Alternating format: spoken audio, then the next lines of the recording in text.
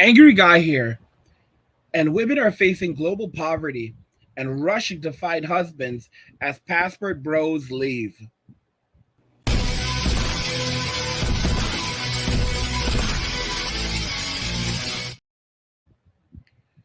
Women are facing global poverty and are rushing to find husbands as passport bros leave. Let's go ahead and just jump right into the video. I think what ended up happening is women ended up having to do double the work. So it was now expected that women were going to cook and clean and, you know, figure out the child rearing, figure out the dinner menu, figure out all these things, keep the house clean, and still look sexy for her husband. And at the same time, have to then wake up the next morning and go out to work and do it all over again.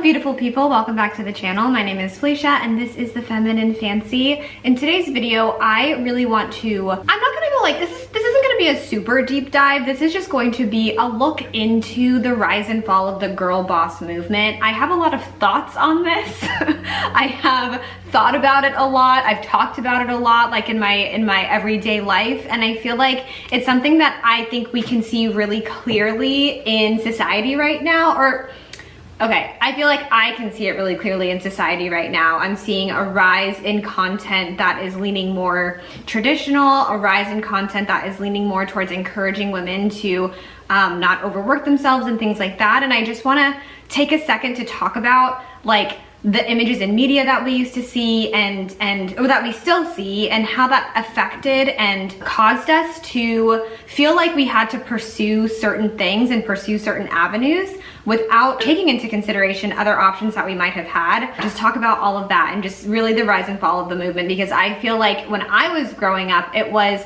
such a big thing. It was such a big deal to be a girl boss, to break a glass ceiling, to be a CEO, and those things are amazing. Actually, I want to preface all this by saying, like, I firmly believe that women do need to be in spaces, in rooms, in places where decisions are being made about us, about our bodies, about, you know, everything. However, I think it's important to acknowledge that not everything is for everyone. And I think we were really pushed this narrative that like all women should fall into that very go-getter mentality, when not all of us operate that way. And so I want to talk about that today and just kind of give my 2 cents and discuss like why I think that it has shifted and changed quite a bit. So that is what we're talking about in today's video. If you are interested in this topic, if you like my channel, if you've had a minute to look around, then please hit the red subscribe button and hit the like button. You guys did a really good job, I will say, on the last video with the likes. Thank you so much. Like I said, if you like the video, then why wouldn't you give it a thumbs up? It just makes sense. So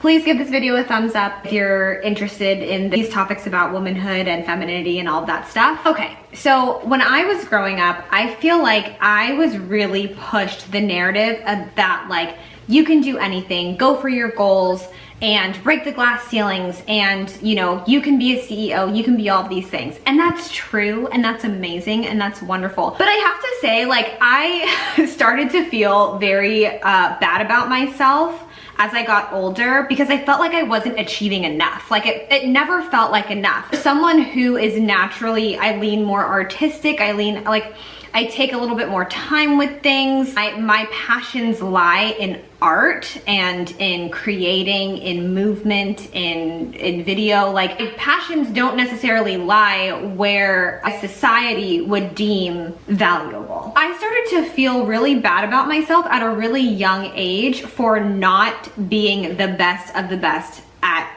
everything that I did. That just kind of continued to follow me throughout my life. I remember when I did pageants, it was a really big thing to mention how you wanted to change the world, break glass ceiling, be the first woman, ... And again, all those things are amazing and I love them. But it was a really big deal. Like, I remember a lot of the girls that I did pageants with, we had to do something called personal introduction for the pageants that I did. And in your personal introduction, you had to talk about who you were, where you saw yourself, where you saw your life going, and things like that. And there was so much mention of glass ceilings. I don't know if you guys know this in the pageant world, talking about breaking a glass ceiling and being a woman who was going to change the world was a very big deal in pageantry when I was growing up, I would always kind of feel like I had to like make something up, because the truth was that like I wanted to dance, I wanted to perform. Oh my gosh. Guys, by the way, if you're enjoying these videos, go ahead and subscribe to the channel, turn on notifications, never miss another video again, and like the video because it tells YouTube you like my content, you want to see more of it. What we're really witnessing here is that they're making up excuses for their decision. They don't want to actually say, hey, I went out, I chose feminism, I decided that I wanted to be a girl boss. You know, they don't want to own up to the whole M2 era that happened. They don't want to own up to any of it. They don't want to take any responsibility for it. In many ways, they'll even say that they were a victim of the feminists. They were a victim of boss girl and women who pushed the boss girl narrative. They will, and they'll even try to push it towards that maybe it was patriarchal, but they don't want to say it was patriarchal because that would require them using the word feminism, and they don't want to use the word feminism because they don't want to be called a feminist. Remember, guys, I said that that feminism, the term would die, but the legacy would live on. That's what we're basically seeing here. Okay, these women don't want to take any accountability for anything they've done. They are realizing that work is hard and that they're going to have to work for the rest of their lives. That's what's going to ultimately end up happening. They're going to have to keep on working. And they're also seeing that there's only a limited number of spots at the top of the company. So, for example, you have 12 seats at the top of the company. You replace all the men with women. That's 12 women. Guess what? There are no more seats up there. Not everyone can be a CEO. Not everyone can be a boss babe. And you know what ends up happening with a lot of boss babes? A lot of these women that were fed the false narrative that you can be a boss babe, they didn't understand the statistics that most companies will fail in their first year. Something like 80% of all businesses will actually fail after like 15 years. And that's like 15 years is like, you know, the companies that make it that long. Okay.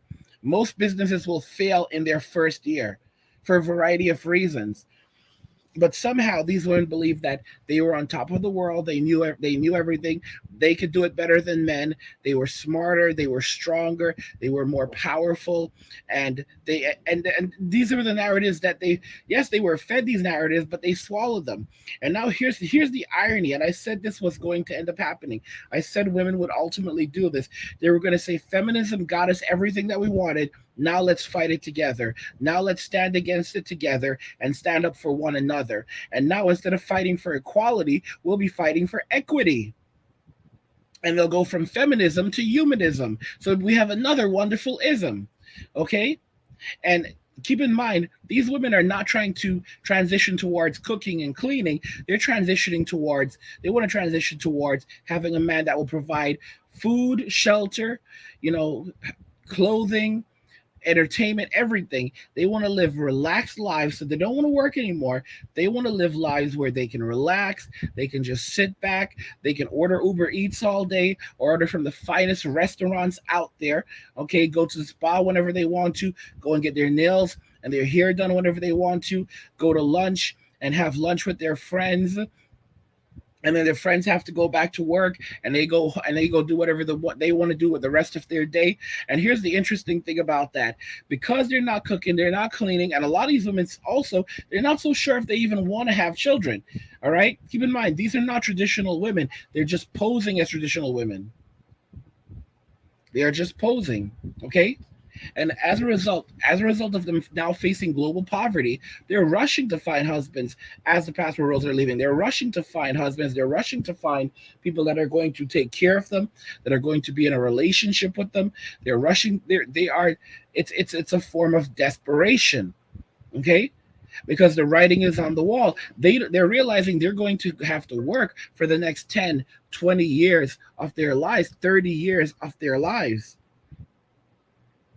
Okay, it's becoming very, very clear, and they don't like that. They realize that they're realizing that this whole boss babe thing wasn't for them. All right, they thought it was fun while it lasted. They had their adventure, but yeah, they're not going to do this. Okay, now they need a man to step in, and you know, the truth is, what they're really looking for is a super simp, because you know, these, like I said, a lot of these girls, they have they have a body count higher than I don't even know, man. You know, than the heights of the you know what, like, you know, let me. It's just like that. Guys, you have to wake up and realize that this was all one big scheme. All Hey, right. I'm going to be live streaming on kick.com in the future. Link in the description. Follow me there. Thanks for watching. As these women are facing global poverty, they're going to say anything and do anything to find a man. And they see the Passport Bro movement, and they are absolutely furious about that, because they were hoping, because you know, their Plan B, C, and D guys are now bailing. All right, even Plan A guys, and they're trying to figure out what to do. And all they're going to be able to do is shame and attack. Anyway, guys, let me know what you think about this in the comments. You know what I think? I want to hear what you think. All right, like the video if you like it. Don't forget to subscribe. And if you like the video, share the video. And just remember that all roads lead to MWA, men walking away, and cheers.